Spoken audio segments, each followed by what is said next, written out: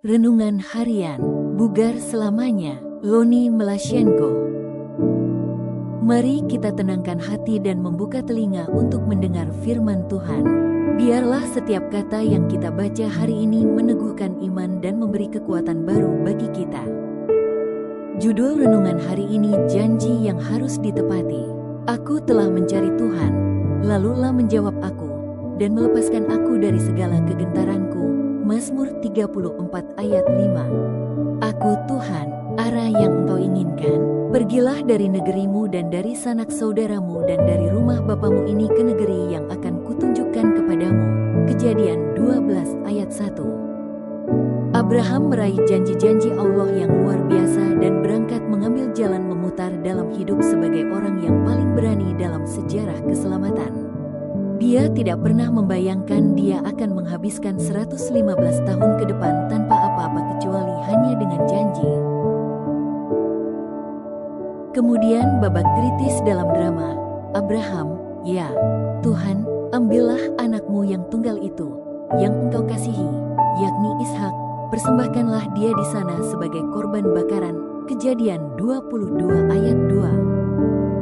Saat Abraham berjalan dengan susah payah menuju Moria dalam ketaatan kepada Tuhan, pikirannya teringat kembali pada ketakutannya ketika dia pertama kali tiba di tanah perjanjian. Kelaparan, pindah tempat, pindah ke Mesir, hidup dengan mengandalkan akal, berbohong kepada Firaun untuk menyelamatkan hidupmu. Ketakutannya membawanya ke dalam masalah. Lalu dia kembali mengingat pada suatu malam ketika dia melemparkan bom Molotov ke Kedorlaomer dan patroli perbatasan Palestina. Dia pulang ke rumah dengan gemetar yang sangat hebat sehingga Tuhan menampakkan diri kepadanya dalam penglihatan. Lihat Kejadian 15. Dan sekarang iblis mendesak, Abraham, kamu bukan orang yang beriman. Ingat kencanmu dengan Hagar, kamu mengandalkan kejantananmu. Keselamatan melalui usaha. Perjalanan ke Moria ini, engkau akan mempersembahkan korban manusia setelah bertahun-tahun kamu berkhotbah kepada orang-orang kafir. Tidak, Abraham, pulanglah ke rumah. Abraham ketakutan. Pernahkah Anda begitu ketakutan sampai membuat Anda menjadi lumpuh?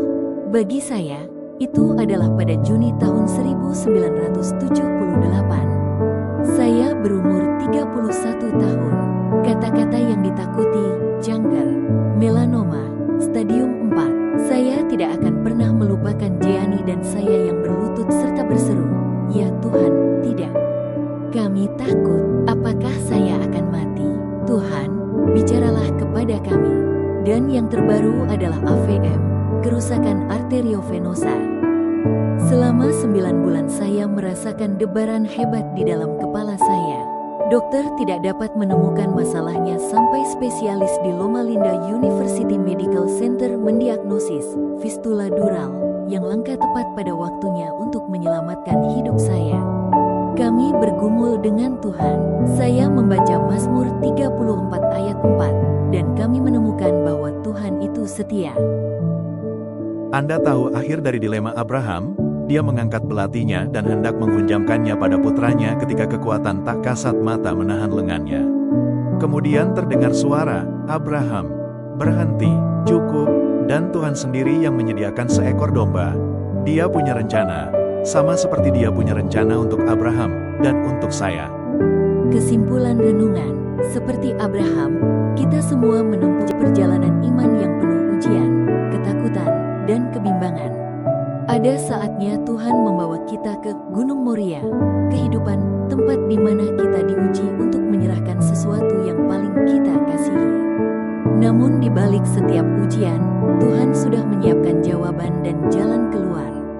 Ia tidak pernah terlambat. Iman sejati bukan berarti tidak takut, melainkan tetap melangkah dalam ketaatan meski hati gemetar. Saat kita memilih percaya, Tuhan akan menunjukkan bahwa Dia setia menyediakan domba di waktu yang tepat.